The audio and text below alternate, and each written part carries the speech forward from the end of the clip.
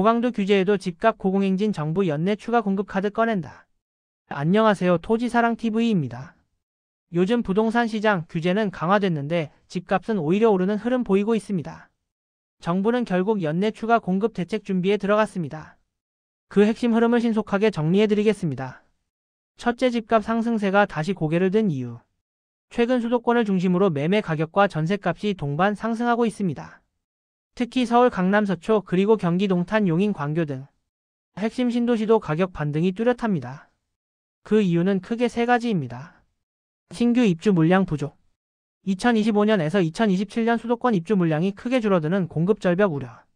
전세 수요 증가. 금리 안정 기대로 매매 전환 수요가 늘고 있음. 규제의 효과 지연. 대출 세금 규제를 강화해도 공급 문제를 해결하지 못해 가격 압력은 지속. 결국 시장은 규제보다 공급이 답이라는 분위기로 흐르고 있습니다. 둘째, 정부가 연내 추가 공급 대책을 검토하는 이유. 정부는 이미 여러 차례 규제를 강화했지만 집값 상승을 막지 못했다는 진단을 내렸습니다. 그래서 이번엔 방향을 바꿔 공급 확대에 초점을 맞추려 하고 있습니다. 정부가 검토 중인 주요 공급 카드 4가지입니다. 신규 택지 추가 발표. 수도권 3기 4기 수준의 중대형 택지 후보지 언급. 교통생활 인프라 중심지 위주로 조정. 정비사업 재개발 재건축 속도전.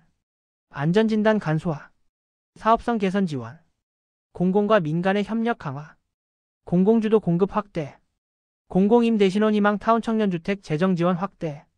기존 노후 임대단지 재정비 추진. 규제의 탄력 운영. 지역 맞춤형 규제 완화. 과열 지역엔 강한 규제, 비과열 지역엔 완화 전략.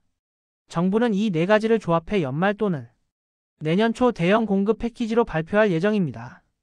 셋째, 시장에 미칠 영향입니다. 이번 공급 대책이 발표되면 시장은 다음과 같이 움직일 전망입니다. 단기 기대 심리 안정. 매수 심리 진정. 급등 지역의 과열 완화. 중기 공급 일정이 관건. 실제 공급 시점이 2027년에서 2029년으로 밀릴 가능성이 있어 체감 효과는 제한적이라는 분석도 존재. 장기 수도권 공급 구조 재편. 신규 택지 재개발 재건축이 동시에 진행되면 서울 수도권의 장기 공급 부족 문제 해결 기대. 결국 속도와 규모가 가장 중요한 포인트입니다. 집값은 규제만으로 잡기 어렵습니다. 이제는 정부도 공급 부족이 문제라는 결론을 내린 상황인데요.